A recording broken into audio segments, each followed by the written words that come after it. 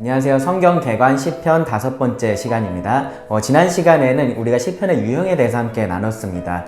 크게 두 개의 유형이 있고 또 기타 유형으로 나누어 볼 수 있다라고 말씀을 드렸었는데요.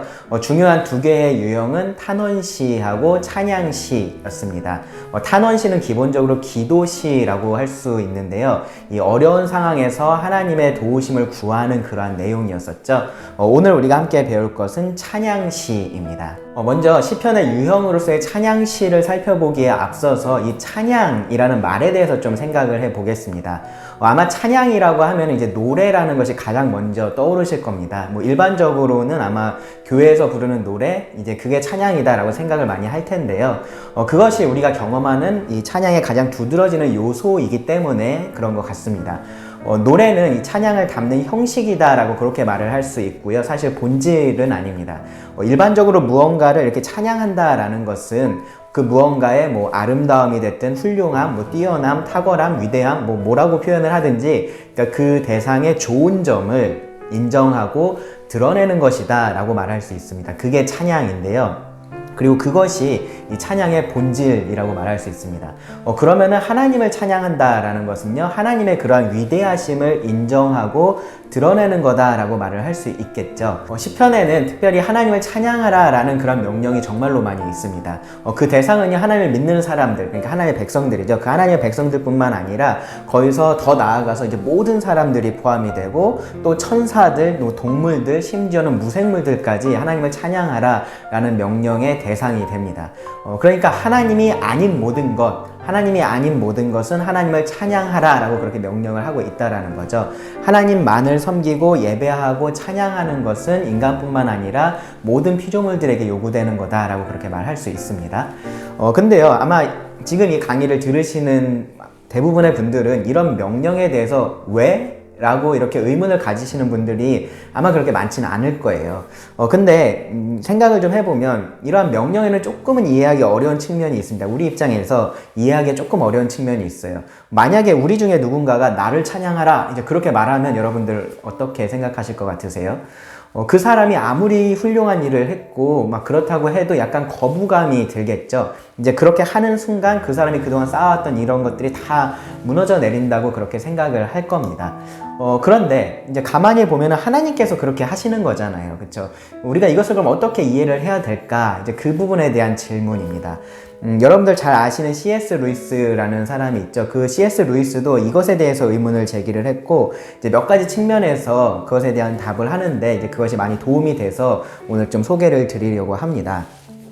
C.S. 루이스가 쓴 시편 사색이라는 책인데요.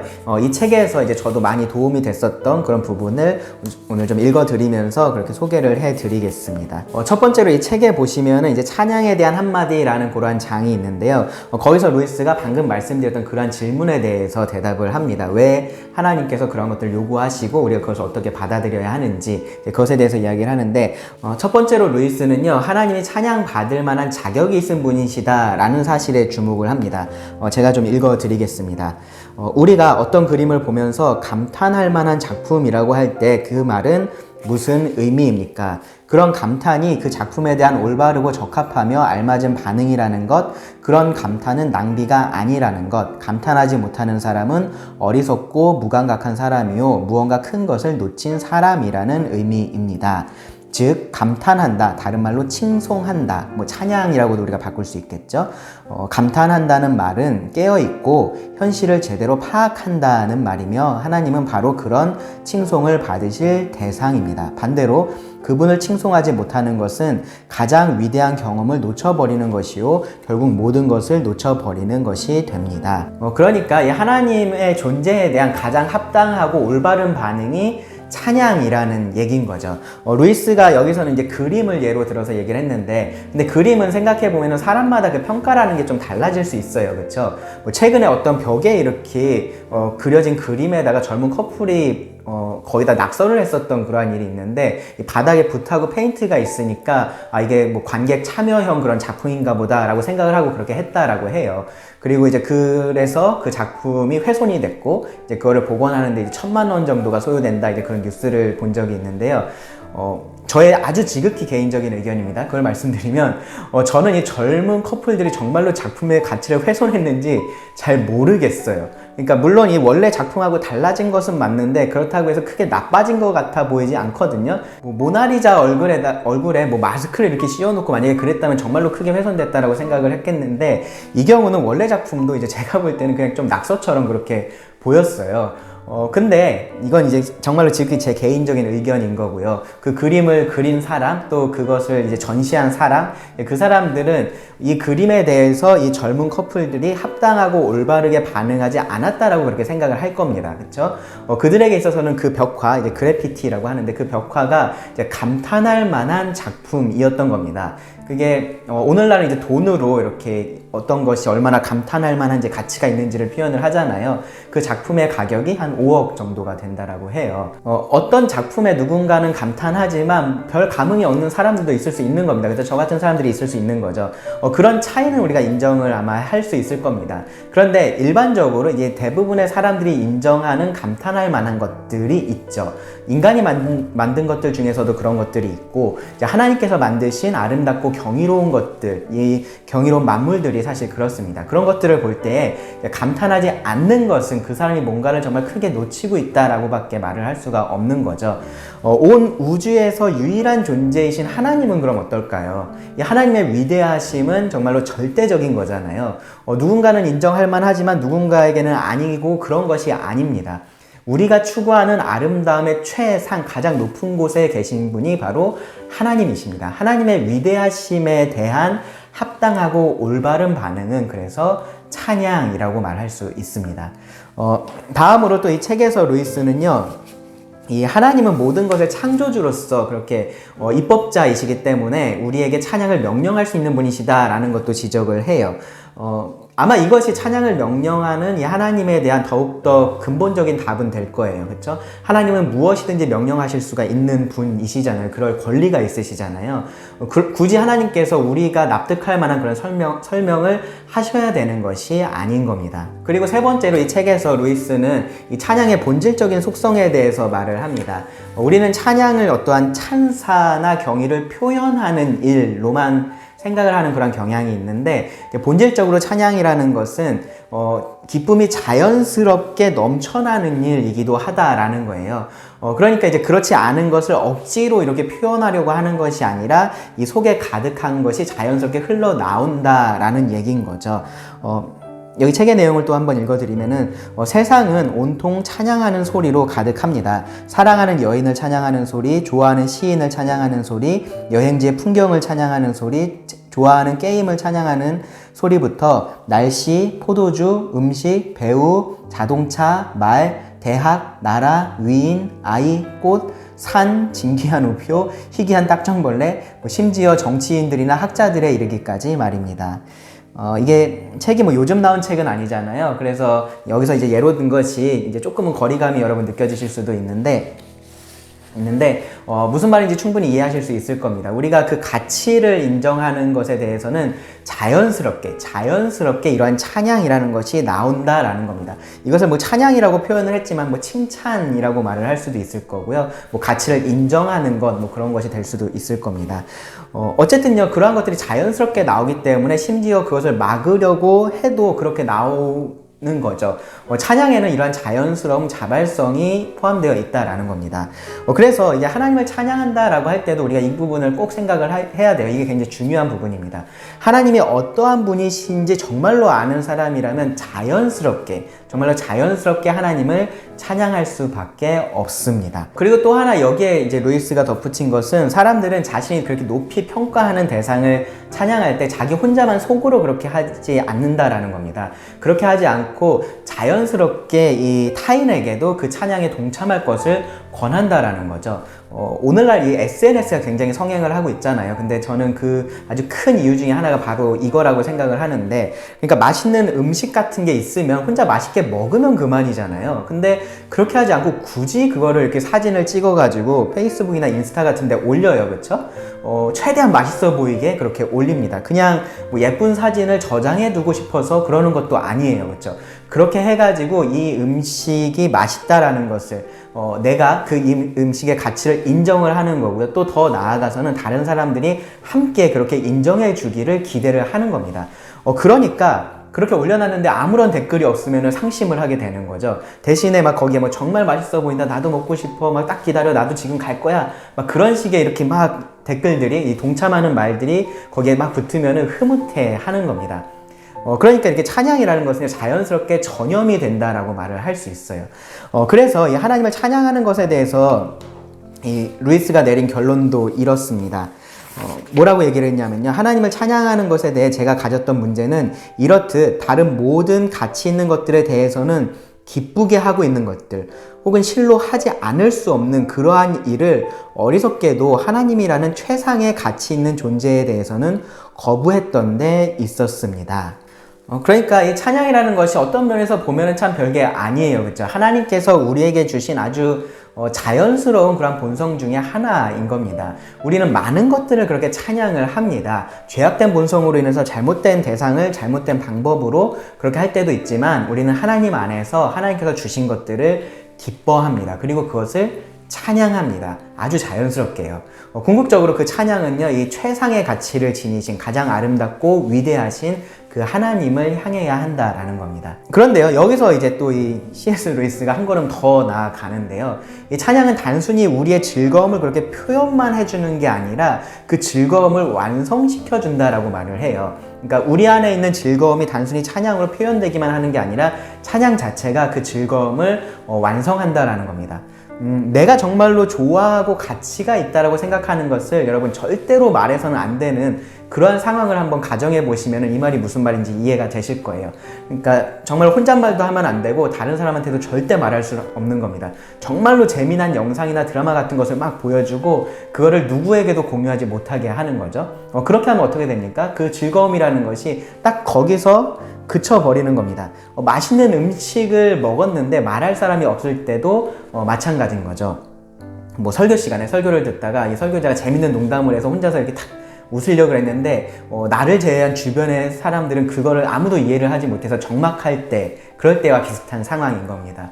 그럴 때 어떤 분들은요, 설교 끝나고 나서 막 가족들이나 이 친한 사람들한테 가서 뭐 설교 중간에 이런 얘기 있었는데 막 이게 이렇게 해서 되게 재밌었어 막 그렇게 이해시키려고도 하고 그럴 거예요. 저도 그랬던 경험이 있는데 제가 설교할 때도요, 가끔씩, 정말로 가끔씩 성도님들이 웃으실 때가 있어요. 근데 많은 분들이요, 그냥 혼자서 웃는 게 아니라 옆에 사람을 이렇게 보면서 같이 웃습니다. 왜 그러냐면 그게 자연스러운 거예요. 그러니까 내가 즐거워하는 것을 다른 사람도 같이 즐거워해 주는 것을 우리는 원한다라는 거죠. 그러면서 이 즐거움이 완성이 되는 겁니다. 그러니까 그렇게 하지 못했을 때는 이 즐거움이라는 것이 미완성에 그쳐버리는 거예요. 이 찬양이 즐거움을 완성시킨다라고 말을 하는 것은 바로 그런 부분입니다. 뭐 완성이라는 표현이 조금 그러면은 이 찬양이 즐거움을 배가시킨다라고 그렇게 이해를 하셔도 좋을 것 같습니다. 이런 상황을 하나님에 대한 찬양에 적용을 해 보겠습니다. 우리가 하나님을 우리가 가능한 한도 안에서 정말로 하나님을 완벽하게, 완전하게 알고 그로 인한 기쁨을 우리가 완전하게 표현할 수 있다면 어떨까요? 그렇다면 우리의 즐거움도 이 완전한 경지, 완벽한 경지에 도달했다라고 그렇게 말을 할 수 있겠죠. 우리가 하나님을 영원히 찬양한다라는 것이 사실은 그런 의미예요. 찬양을 어떤 의무나 예배 의식으로서만 이해를 하면은 우리가 천국에 가서 영원히 하나님과 함께 하면서 하나님을 찬양한다 라고 말할 때 그것은 굉장히 좀 지루하게 그렇게 들릴 수 있어요.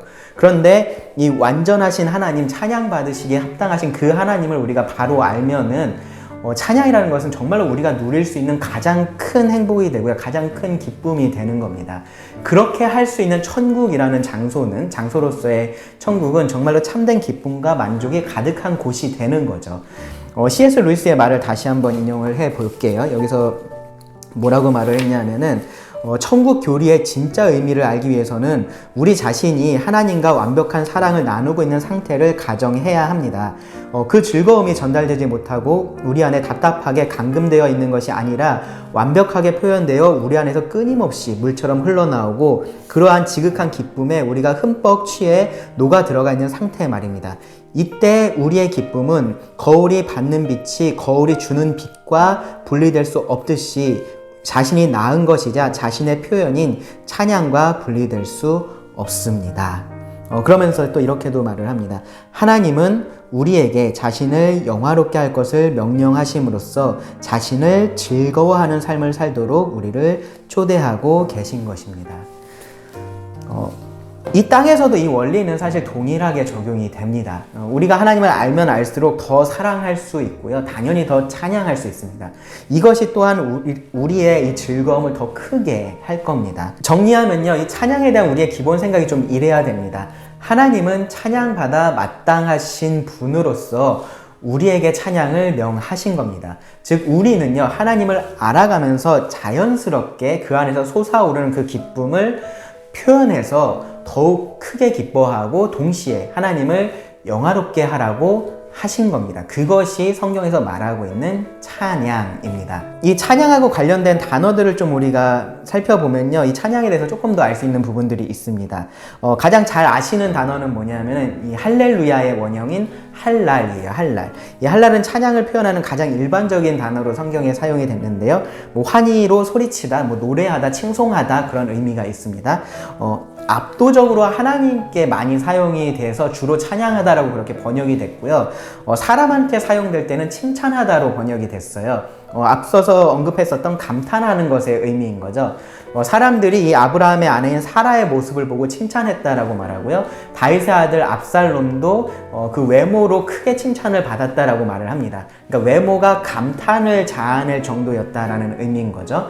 하나님에 대한 찬양도 기본적으로는 그렇게 하나님의 아름다우심, 위대하심에 대한 자연스러운 감탄, 반응이다라고 말을 할 수 있는 겁니다. 또 할랄은요, 문맥에 따라서는 자랑하다는 의미도 돼요. 예레미야 9장 23절에 보시면은 여호와께서 이와 같이 말씀하시되 지혜로운 자는 그의 지혜를 자랑하지 말라, 용사는 그의 용맹을 자랑하지 말라, 부자는 그의 부함을 자랑하지 말라. 여기서 자랑하지 말라가 모두 다 이제 할랄하지 말라, 이제 그런 의미예요. 자기 스스로를 이제 칭찬하고 남 앞에서 뽐내는 것, 이제 그런 게 자랑인 거잖아요. 이거는요, 아주 자발적인 거예요. 그쵸? 남이 시켜서 하는 자랑이라는 것은 제대로 된 자랑이 아닌 거죠. 이 긍정적인 면에서 그것을 보면은, 사랑하는 것, 그리고 열정이 그 안에 있다라고 말을 할 수 있습니다. 문제는 그 대상이 이제 자기 자신이라는 거죠. 찬양에도요, 그래서 그런 사랑과 열정이라는 것이 있습니다. 강제적이거나 건조하지 않은 거죠. 의무감에서 하는 일과 여러분들이 좋아서 하는 일의 차이를 생각해 보시면 됩니다.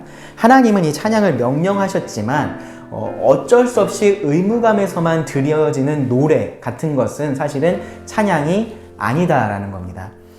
그리고요, 이 찬양에는요, 일반적으로 이 음악적인 요소가 있다라는 것도 알 수 있는데요. 시편 149편 1절부터 3절을 보시면 할렐루야, 새 노래로 여호와께 노래하며 성도의 모임 가운데서 찬양할지어다. 이스라엘은 자기를 지으신 이로 말미암아 즐거워하며 시온의 주민은 그들의 왕으로 말미암아 즐거워할지어다. 춤추며 그의 이름을 찬양하며 소고와 수금으로 그를 찬양할지어다. 다양한 악기가 동원되고요. 춤도 함께 할 수 있는 것이 찬양이에요. 음악과 춤이 우리의 감정을 표현하는 그런 대표적인 수단이다라는 것을 생각해 보면 이렇게 이제 찬양이 음악과 춤으로 표현되는 것은 아주 자연스러운 일이라고 할 수 있습니다. 특히 이 시편에도 보면요. 그 안에 자연스러운 즐거움이 함께 있다라는 것도 알 수 있습니다. 물론 찬양에 항상 이런 것이 있어야만 된다라는 얘기를 하는 건 아닙니다. 자연스럽게 이런 것으로 표현이 된다라는 거죠. 춤을 추는 것이 누군가에게는 기쁨을 표현하는 아주 자연스러운 모습이 아닐 수도 있는 거죠. 그런 사람한테는 너는 춤을 추지 않으니까 너는 기쁘지 않은 거야, 이제 그렇게 말을 할 수 없는 겁니다. 그런데 여러분, 이런 경우를 한번 생각해 보세요. 어떤 사람이요, 좋아하는 스포츠 팀이 있습니다. 그 스포츠 팀을 응원할 때는 막 경기장에 찾아가서 막 소리를 지르고 춤을 추기도 하고 막 점수를 내면 기뻐서 날뛰는데, 이 하나님을 찬양할 때는 아주 그냥 무표정하게 노래만 하면서 입만 뻥긋뻥긋 한다. 그러면 어떨까요? 그러면서 난 이게 자연스러워, 나한테 그렇게 하라고 하지 마, 막 그렇게 말을 한다면 어떨까요? 그렇다면 둘 중에 하나예요. 뭐냐면은 정말로 그 속에 기쁨이 있는데 그것을 강제적으로 계속해서 누르고 있는 거죠. 그게 아니라면은 정말로 그냥 그렇게 무표정하게 입만 뻥긋뻥긋 하는 게 전부일 만큼, 그게 자연스러운 만큼 하나님을 기뻐하고 있지 않은 거죠. 그 스포츠를 기뻐하는 만큼 하나님을 기뻐하고 있지는 않다라는 얘기인 겁니다. 어느 쪽이든지 정상은 아니에요. 그렇죠? 시편을 읽으면서요, 자주 보게 되는 뭐 소리치다, 외치다, 선포하다, 높이다, 이제 그런 표현들 있잖아요. 이제 그런 것도 이 찬양하고 다 관련되어 있는 단어들입니다. 이러한 표현들을 통해서 우리가 알 수 있는 것은 찬양에 분명히 공적인 요소가 있다라는 겁니다. 앞에서도 말씀을 드렸듯이 이 찬양이라는 것은 혼자 속으로 그냥 그렇게 하는 게 자연스러운 것은 아니에요. 이 소리를 내고 다른 사람 혹은 다른 사람과 함께 혹은 다른 사람에게 이 하나님의 어떠하심을 드러내고 선포하고 하는 것이 찬양입니다. 여기까지 이제 찬양의 특징을 정리해 보면은 세 단어로 말할 수 있을 것 같아요. 자발, 그리고 음악, 그리고 공유입니다. 공유. 하나님의 위대하심을 바라본 사람들이 그 속에서 넘쳐나는 기쁨을 자발적으로 자연스럽게 주로 음악을 통해서 공유하는 것이 찬양이다라고 말할 수 있습니다. 할랄과 더불어서 여러분들 알아두시면 좋은 찬양과 관련된 히브리어 단어가 하나 더 있는데요. 뭐냐면은 야다입니다. 야다. 야다는요, 찬송하다로도 자주 번역이 됐는데 이제 감사하다라는 뜻으로 가장 많이 사용이 됩니다. 시편 30편 4절에 보시면은 주의 성도들아 여호와를 찬송하며 그의 거룩한 이름을 기억하며 감사하라. 여기가 야다, 감사하다로 사용이 된 거고요. 시편 99편 3절에서는요, 주의 크고 두려운 이름을 찬송할지니 그는 거룩하심이로다. 여기서 찬송할지니가 야다입니다. 그러니까 감사하다라도 번역이 되고 찬송하다로도 번역이 되는 거죠. 여기서 우리는 감사와 찬양의 차이에 대해서 좀 생각을 해볼 필요가 있습니다. 그리고 이것이 이제 곧 말씀드릴 이 찬양시의 두 하위 분류하고 관련이 되어 있습니다. 우리는요, 일반적으로 고맙습니다, 감사합니다 라는 말을 누구한테 할까요? 나에게 어떤 호의를 베푼 그 대상한테 하죠. 그렇죠? 내가 어떤 사람으로 인해서 유익을 얻었다면 그 사람에게 감사합니다 라고 말을 합니다. 그러니까 이 감사의 대상이 한 어떤 일이 나한테 직접적으로 긍정적인 영향을 주었을 때 감사를 한다라는 거죠. 그리고 이 감사라는 것은 직접적으로 그 감사의 대상을 향합니다. 누가 생일 선물을 줬어요. 누가 생일 선물을 주면은 그 사람한테 개인적으로 가서 고맙다라고 말을 하면 되죠. 그걸 굳이 다른 사람들 찾아다니면서 누가 나한테 선물 줘서 진짜 고마워, 진짜 고마워, 그렇게 말하지 않아도 됩니다. 만약에 그렇게 한다면요, 그것은 감사라기보다는 이제 그 사람이 한 그 일에 대해서 칭찬을 하는 거죠. 찬사를 보내는 거라고 말할 수 있습니다. 물론 이제 지금 예로 든 이 경우는요, 그 말을 듣는 사람들이 뭐 그래서 나한테도 뭐 선물 사달라는 건가? 뭐 그렇게 오해를 하게 만들기 쉽겠죠. 여튼 이제 감사는요, 이 감사를 하는 주체와 그리고 이 대상 사이에 직접적인 어떠한 일이 있는 경우에 그 대상에게 직접적으로 하게 된다라는 겁니다. 그것에 비해서요, 지금까지 말씀드렸었던 찬양을 생각해 보시면 어떻습니까? 찬양은 꼭 그런 직접적인 관계가 있지 않아도 사실 괜찮아요. 저기 있는 폭포가 정말로 장관이야 라고 말할 때 굳이 그 폭포가 나에게 어떠한 무언가 유익을 꼭 주지 않아도 괜찮은 거죠. 내가 그 폭포에서 내려오는 물을 먹고 살고 막 그러지 않아도 괜찮은 겁니다. 폭포는요, 그냥 있는 건데 그 자체가 가지고 있는 그 아름다움, 그 웅장함에 내가 자연스럽게 반응을 하는 것일 뿐인 거죠. 그리고요, 또 이 경우에 이 찬양의 말이라는 것은 직접 폭포를 향하지 않아도 돼요. 그렇죠? 그러니까 궁극적으로는 폭포를 찬양하는 것이 되겠지만 직접적으로 폭포를 보면서 폭포야, 너는 정말 장관이야, 그렇게 말하는 것은 아니라는 거죠. 이게 폭포는 좀 무생물이라서 그렇긴 한데 뭐 어떤 사람이 굉장히 친절해서 이제 그것을 칭찬하는 경우라고 한번 여러분 생각해 보시기 바랍니다. 이 경우는요, 그 사람에게 너는 정말 친절한 사람이야 라고 말할 수도 있겠죠. 그렇죠? 혹은 다른 사람에게 가서 그 사람은 정말로 친절한 사람이야 라고 말을 할 수도 있을 겁니다. 그리고 이제 그 생각에 동의하는 사람들이 모여서 그 사람이 얼마나 친절한지를 서로 막 이렇게 이야기를 나누고 그러면서 이제 그러한 사례들을 막 모아가지고 노래를 만들어서 부를 수 있을지도 몰라요. 그거를 또 자기들만 알고 있는 것이 너무 아쉬워서 무슨 단체를 만들어서 이 사람이 얼마나 친절한지를 막 홍보하고 다닐 수도 있습니다. 그냥 예를 들자면요. 생각해보면 직접적으로 너는 참 친절한 사람이야 라고 말을 하는 것은요, 내가 그런 직접적인 경험을 했을 때 그렇게 하는 것이 가장 자연스럽습니다. 그리고 이제 그런 경우에는 이것이 감사에 가깝다라고 말을 할 수 있어요. 그런데 이제 그 사람은 정말로 친절한 사람이야 라고 다른 사람에게 말을 하고 또 다른 사람과 함께 그러한 말을 하는 것은 찬양에 더 가까운 거죠. 그래서 이 찬양이라는 것은 그 대상의 어떠함 자체에 초점이 있다면 감사라는 것은 그 대상이 나에게 한 일에 초점이 있다라는 거죠. 하나님을 찬양하는 것은 하나님의 존재와 속성이 동기가 되는 거고요. 하나님께 감사를 하는 것은 하나님의 역사가 동기가 된다라고 말을 할 수 있습니다. 특별히 하나님께서 직접적으로 나에게 하신 어떠한 일이 동기가 된다라고 말을 할 수 있는 겁니다. 이렇게 생각을 해보면요, 이 진정한 의미에서의 감사는 직접적으로 하나님에게 드려지는 게 맞겠죠. 그러니까 개인적인 속성이 더 강한 겁니다. 찬양의 특징이었던 그 공유, 그러니까 공동체적인 특징이 이 감사에 들어가게 되면은 그것은 감사의 행위라기보다는 앞에서 말씀드렸었던 것처럼 그런 일을 하시는 하나님에 대한 찬양에 더 가까워지는 겁니다. 그러니까 이 내용 자체는 감사의 내용일 수 있는데 그 행위는 찬양이 되는 거고요. 이제 그래서 히브리어 아까 말씀드렸던 야다가 감사하다도 되고 찬양하다도 되는 건 거죠. 그래서요, 시편을 보면요, 이런 강조점의 차이가 찬양시에 드러나 있는 것을 볼 수 있습니다. 하나님의 어떠하심, 그리고 하나님의 그 어떠하심으로 하시는 그 일, 그 일반적인 일이 찬양의 기초가 되는 묘사적인 찬양시가 있고요. 그리고 하나님께서 나에게 하신 일, 그 일이 찬양의 기초가 되는 선언적인 찬양시가 있습니다. 그러니까 묘사적인 찬양시를 좀 더 순수한 찬양이라고 말을 하고, 이제 선언적인 찬양시는 감사의 찬양이다라고 그렇게 말을 합니다. 오늘날 찬양을 봐도 이런 강조점의 차이가 사실 어느 정도 보여요. 그러니까 흔히 CCM이라고 하는 찬양은요, 그 내용으로 뭐 장르를 구분한 것은 아니지만 많은 경우에 보면은 이 개인의 경험이 그 찬양의 동기가 될 때가 많습니다. 그러니까 하나님께서 나에게 하신 일에 대한 감사가 찬양의 동기가 되는 거죠. 선언적인 찬양시라고 할 수 있습니다. 따라서 이 경우는요, 개인적으로 찬양을 하는 것이 자연스러울 때가 더 많은 겁니다. 그것에 비해서요, 이 워십이라고 불리는 찬양, 혹은 우리가 이제 예배 시간에 사용하는 그 찬송가 같은 경우에는요, 그 내용 자체가 아주 구체적이지 않고 일반적인 경우가 많아요. 그러니까 하나님을 찬양합니다. 하나님은 위대하십니다. 하나님은 구원하는 분이십니다. 이제 그런 표현들이 많은 거죠. 개인의 경험보다는 하나님 자체가 찬양의 동기가 되는 것입니다.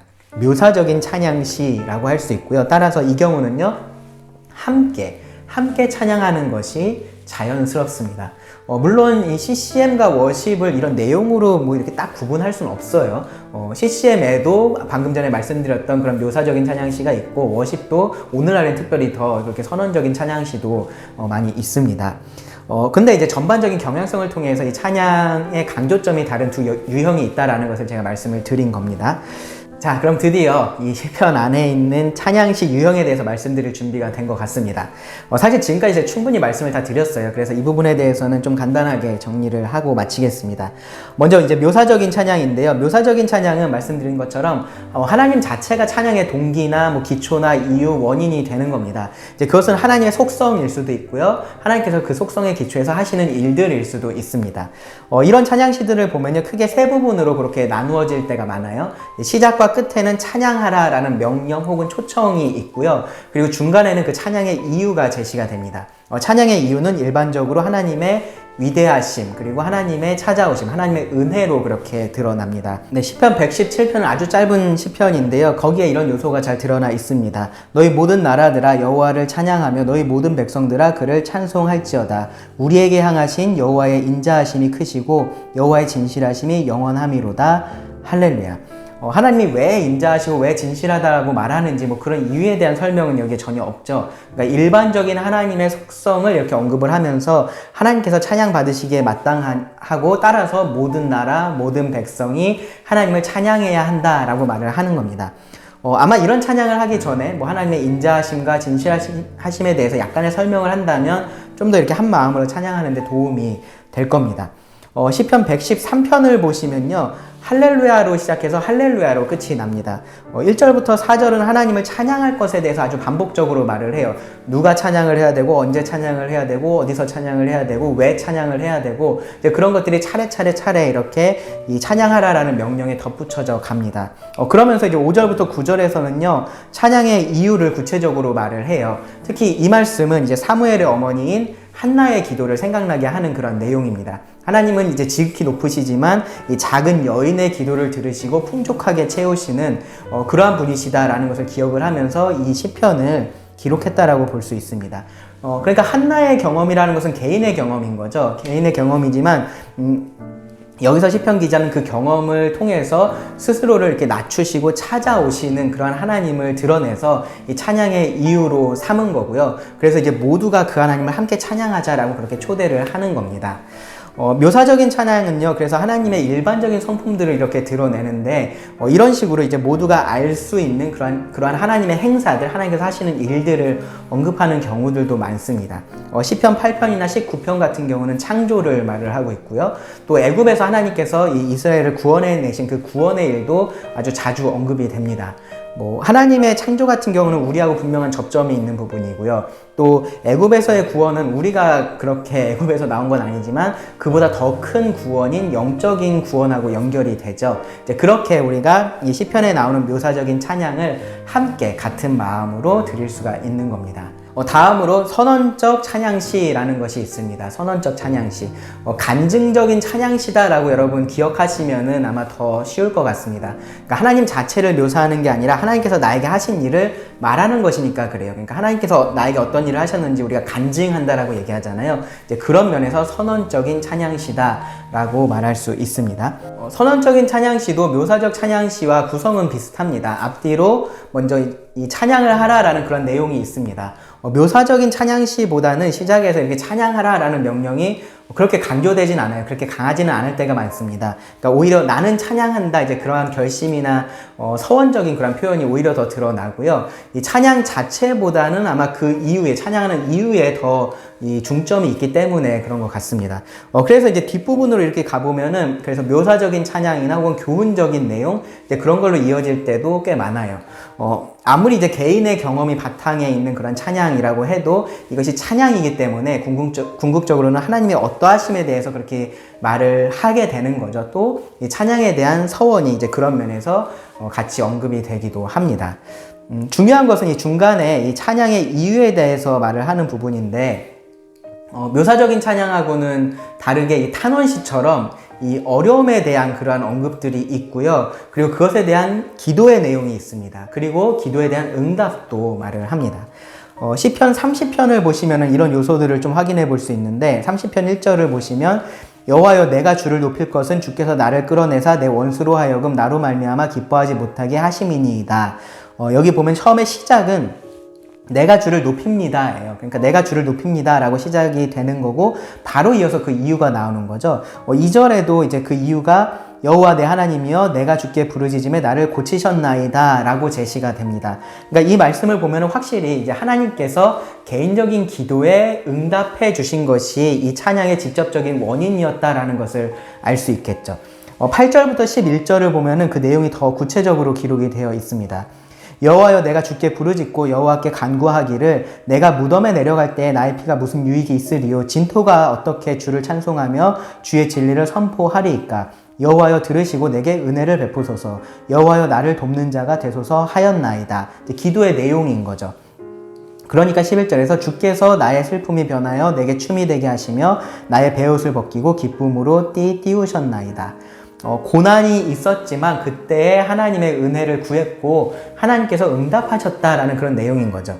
탄원시는요 대부분 이 고난 중에 하나님의 은혜를 구하는 그런 내용이라면, 이러한 선언적인 찬양시는 고난이 지난 후에 그 은혜를 기리는 내용이라고 할 수 있습니다. 그리고 이제 그 결과로 12절을 보시면은 이는 잠잠하지 아니하고 내 영광으로 주를 찬송하게 하심이니 여호와 나의 하나님이여 내가 주께 영원히 감사하리이다 라고 고백을 하죠. 전반적으로 이 시편 30편의 내용을 보면요 1인칭으로 계속 내가 언급이 돼요. 내가 계속해서 나옵니다. 개인적인 감사의 내용이 강조된다라는 것을 알 수 있는 거고요. 그런데 이제 4절 5절을 보면은 이런 내용도 있어요. 주의 성도들아 여호와를 찬송하며 그의 거룩함을 기억하며 감사하라. 그의 노염은 잠깐이요 그의 은총은 평생이로다. 저녁에는 울음이 깃들일지라도 아침에는 기쁨이 오리로다. 개인의 감사에서 끝나지 않는 거죠. 이 개인의 경험이 증명한 그 하나님의 어떠하심에 대해서 함께 찬양을 하는 것이 선언적인 찬양시다라고 말할 수 있습니다. 자, 그러면은 정리를 하겠습니다. 오늘 우리는요, 이 시편의 찬양시를 통해서 찬양에 대해서 좀 생각을 해봤습니다. 찬양은 단순한 노래가 아니라 하나님의 위대하심을 아는 자들의 기쁨의 표현이고 또 그러한 기쁨을 더하게 하는 촉매제라고 할 수 있습니다. 때로 그것은요, 이 하나님에 대한 깊은 묵상에서 나오기도 하고 때로는 그것이 삶의 경험에서 흘러나오기도 합니다. 다윗은 이 아비멜렉 앞에서 미친 채를 하다가 쫓겨나서 이런 시를 지었어요. 시편 34편에서 내가 여호와를 항상 송축하며 내 입술로 항상 주를 찬양하리이다. 내 영혼이 여호와를 자랑하리니 공고한 자들이 이를 듣고 기뻐하리로다. 나와 함께 여호와를 광대하시다 하며 함께 그의 이름을 높이세. 여러분들은 어떤 찬양을 하나님께 드리고 계신가요? 여러분이 아는 하나님을 함께 여러분 찬양하고 계신가요? 아니면은 아무도 모르게 나만 혼자 하나님 찬양하고 계신가요? 우리 안에 가득한 정말로 이 하나님에 대한 사랑과 그 기쁨이 우리의 입에서 그리고 우리의 삶에서 자연스럽게 그렇게 흘러나올 수 있기를 바랍니다. 그러면 오늘 강의는 여기서 마치겠습니다. 감사합니다.